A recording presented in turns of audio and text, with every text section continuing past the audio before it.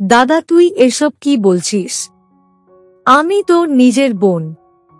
নিজের বোনের সাথে কেউ এমন করে? আমার কথা শুনে দাদা খানেক রেগে গিয়ে আমাকে বলল, তুই চুপ করে থাক। আমি সারা দিন রাত তোদের জন্য কত পরিশ্রম করি, আর আজ যখন তোকে আমার সাথে একটু কাজ করতে বলি তখন তুই আমাকে না করছিস। আসলে তোর দাদার কথা কখনো চিন্তা করিস না তুই। আমি দাদার কথাটা শুনে মনে মনে কষ্ট পেলাম খানেক। আমি যদি দাদার সাথে একটু কাজ করি তবে দাদার হয়তো ভালো হবে। আমি দাদার দিকে তাকাতেই দাদা আমাকে অবাক করে দিয়ে আমাকে, হ্যালো আমার কলিজার বন্ধুরা, কেমন আছো সবাই? বরাবরের মতো আজ ও তোমাদের মাঝে নতুন একটি ভিডিও নিয়ে আমি হাজির হয়েছি। তাই আজ তোমাদের বলবো আমার নিজের আপন দাদার সাথে আমার জীবনের অসাধারণ একটি সত্যি গল্প। আমি শতভাগ শিওর হয়ে বলতে পারি আজকের ভিডিওটা দেখার পর তোমাদের ও জল আসবে। তাই তোমাদের অনুরোধ করছি সম্পূর্ণ ভিডিওটি দেখার। তো বেশি কথা না বলে চলো গল্প ফিরে যাই। আমি রিমি। আমার বয়স 19। আমার বাবা নেই। আমি আমার মায়ের সাথে থাকি। আমরা 2 ভাই বোন। আমার দাদার নাম রাজু। বাবা চলে যাওয়ার পর মা আর দাদা মিলে আমাদের সংসারটাকে আগলে রেখেছে। আমি আমার পরিবারের অবস্থা দেখে পড়াশোনা ছেড়ে দেয়ার সিদ্ধান্ত নিয়েছিলাম। তবে আমার দাদা আমাকে অনেক বুঝিয়ে শুনিয়ে আবার ও পড়াশোনা করার জন্য রাজি করায়। আমি দাদার কোনো কথাই ফেলতে পারি না। দাদা যাই বলে আমি তাই শুনি। বাবার অবর্তমানে দাদাই যে আমার কাছে বাবা সমতুল্য। আমার রাজু দাদা একটা ছোটখাটো চাকরি করে। বাবা না থাকায় রাজু দাদার উপর আমাদের সংসারে চাপটা গিয়ে পড়ে। আমি সব সময় রাজু দাদার জন্য চিন্তায় থাকি। রাজু দাদার এই সংসার চালাতে কতটাই না কষ্ট হয়। দাদা যদি না থাকতো তবে হয়তো আমার আর পড়াশোনা করা তো দূর, দুবেলা দুমুঠো খাবার খাওয়া কঠিন হয়ে পড়ত। আমি মন থেকে সব সময় আমার রাজু দাদার জন্য বিধাতার কাছে প্রার্থনা করি। আমি প্রতিদিনের মতো আজ ও স্কুল থেকে বাড়ি ফিরতেই দেখতে পেলাম মা কোথাও হয়তো বের হবে। আমি মাকে রেডি হতে দেখে জিজ্ঞেস করলাম, মা কোথাও কি যাচ্ছ? মা আমার প্রশ্ন শুনে আমাকে বললেন, আমি 2 দিনের জন্য তোর নানু বাড়ি যাচ্ছি। মায়ের শরীরটা নাকি ভালো নেই, আমাকে দেখতে চেয়েছেন। আমি মাকে বললাম, তা বলে 2 দিন থাকবে? বাড়িতে আমি আর দাদা আছি, আমরা কি থাকতে পারবো বলো? মা বলল, আরে মা 2 দিনের তো ব্যাপার। তাছাড়া তোর নানু সত্যি অনেক অসুস্থ। তিনি অসুস্থ না হলে তো আমি আর যেতাম না, তাই না? আমি আর কি বলবো? যেখানে নানু সত্যি অসুস্থ সেখানে মাকে বাধা দিয়ে লাভ নেই। আমি মাকে যেতে দিলাম। মা চলে যাওয়ার পর আমি ঘর গুছিয়ে নিয়ে রান্না করে নিলাম। রান্না বান্না শেষ করে আমি কিছু সময় সিরিয়াল দেখে অতঃপর একটু বিশ্রাম নিলাম। সন্ধ্যার দিকে দাদা বাড়ি ফিরল। দাদা বাড়ি ফিরতেই দাদা মাকে না দেখতে পেয়ে আমাকে জিজ্ঞেস করল, কিরে রিমি, মা কোথায়? মাকে দেখছি না যে। আমি দাদাকে বললাম, মা তো নানু বাড়ি গিয়েছেন, 2 দিন বাদে ফিরবেন। আমার কথা শুনে দাদা খানেক অবাক হয়ে আমাকে বলল, 2 দিন পরে ফিরবেন মানে? তোকে সাথে করে নিয়ে যায়নি কেন? আমি দাদাকে বললাম, দাদা আমার তো সামনে পরীক্ষা, তাই আমাকে নিয়ে যায়নি। আমার কথা শুনে দাদা আর কিছু বললেন না। তিনি চলে গেলেন ফ্রেশ হয়ে নিতে। দাদা ফ্রেশ হতে চলে যাওয়ার পর আমি দাদার জন্য লেবুর জলের শরবত বানাতে চলে গেলাম। দাদা লেবুর জলের শরবত খেতে খুব পছন্দ করে। আমি দাদার জন্য লেবুর জলের শরবত বানিয়ে নিয়ে আসলাম। দাদা আমার থেকে শরবত নিয়ে খেতে লাগল। লেবুর জলের শরবত খেতেই দাদার মুখে মিষ্টি হাসির রেখার উদয় হল। দাদা জল খেতে খেতে আমাকে বললেন, রিমি জানিস তো এই লেবুর জলের শরবতটা আমার খুব পছন্দের।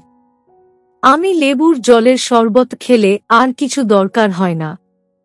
আমি দাদাকে বললাম, আমি জানি তো দাদা, তাই তো তোমার জন্য সবার আগেই আমি লেবুর জলের শরবত রেডি করতে রেখেছি। দাদা জল খাওয়ার শেষ করে আমাকে বললেন তার পাশে বসার জন্য। আমি দাদার পাশে বসতেই দাদা আমার পড়াশোনার খবর জানতে চাইলেন। আমি দাদাকে বললাম সব ভালোই চলছে। অতঃপর আমি দাদার সাথে বসে টিভিতে মুভি দেখতে লাগলাম। বেশ খানেক সময় টিভি দেখার পর দাদা চলে গেলেন ওনার ঘরে। দাদা চলে যাওয়ার পর আমি কিছু সময় আরও টিভি দেখে অতঃপর আমি নিজেও উঠে চলে গেলাম আমার ঘরে। এইদিকে রাতের খাবার খাওয়ার সময় হয়েছে। আমি দাদাকে খাবার খেতে ডাকার জন্য দাদার ঘরের সামনে চলে আসলাম। আমি দাদার ঘরের সামনে আসতেই খানেক অবাক হয়ে গেলাম। আমি দেখতে পেলাম দাদা ঘরের দরজাটা আলগা করে লাগানো আছে। আমি দাদার ঘরের দরজায় ধাক্কা দিতেই দরজাটা খুলে গেল। দরজাটা খুলে যেতেই আমার চোখ গিয়ে পড়ল দাদার দিকে। আমি দাদার দিকে তাকিয়ে অবাক হয়ে গেলাম। আমি এমন কিছু দেখার জন্য মোটেও প্রস্তুত ছিলাম না। আমি দেখতে পেলাম দাদা তার ঘরে বসে কাজ করছে। আমি দাদাকে কাজ করতে দেখে ঠাঁই দাঁড়িয়ে থাকতে পারলাম না। দাদাকে কাজ করতে দেখে আমার জল চলে আসলো। আমি দাদার ঘরের সামনে থেকে সরে গিয়ে চলে আসলাম নিজের ঘরে। আমি নিজের ঘরে এসে বিছানায় বসে পড়লাম। দাদা সারা দিন বাহিরে পরিশ্রম করে বাড়ি এসে আবার পরিশ্রম করছে। এটা আমার কাছে কেমন যেন লাগলো। দাদা রোজ কি রাতে কাজ করে? আমি আপন মনে দাদাকে নিয়ে নানা ধরনের কথা চিন্তা করছি। এর মাঝেই দাদা আমাকে ডেকে পাঠালেন। আমি নিজের মাথা থেকে এসব চিন্তা ঝেড়ে ফেলে দিয়ে নিজের ঘর থেকে বেরিয়ে চলে গেলাম দাদার কাছে। আমি দাদার সামনে এসে দাঁড়াতেই দাদা আমাকে বললেন, কিরে মাথা নিচু করে দাঁড়িয়ে আছিস কেন? কি হয়েছে? আমি দাদার প্রশ্নের জবাবে বললাম, কিছু না দাদা, এমনিতেই। দাদা আমার উত্তরে সন্তুষ্ট হলেন না। দাদা আমাকে আবার জিজ্ঞেস করলেন, এই পাগলি বল কি হয়েছে? মুড অফ হয়ে গেছে নাকি তোর? আমি এবার আর পারলাম না সত্যি আড়াল করতে। তাছাড়া দাদা রাতে কাজ করে কেন? এই কথাটা জানার প্রবল ইচ্ছা আমার মনের মাঝে তৈরি হয়েছে। আমি দাদাকে বললাম, দাদা তুমি রাত জেগে রোজ কাজ করো? আমি আজ নিজের চোখে তোমাকে কাজ করতে দেখেছি। কেন দাদা? কেন তুমি কাজ করো? দাদা আমার প্রশ্ন শুনে নীরব হয়ে গেল। আমি বুঝতে পারলাম দাদা আমাকে কারণটা বলতে চাইছে না। আমিও দাদাকে বললাম না যে আমার কাজ করতে ইচ্ছে হচ্ছে। দাদা মিনিট খানেক সময় নীরব হয়ে থাকার পর আমাকে বলল, কি করব বল? কাজ না করলে আমার ভালো লাগে না, তাই কাজ করি। তুই সারা দিন বাড়িতে বসে সময় কাটিয়ে দিস কি করে? আমি না বুঝতে পারি না। তুইও তো পারিস আমার সাথে কাজ করতে।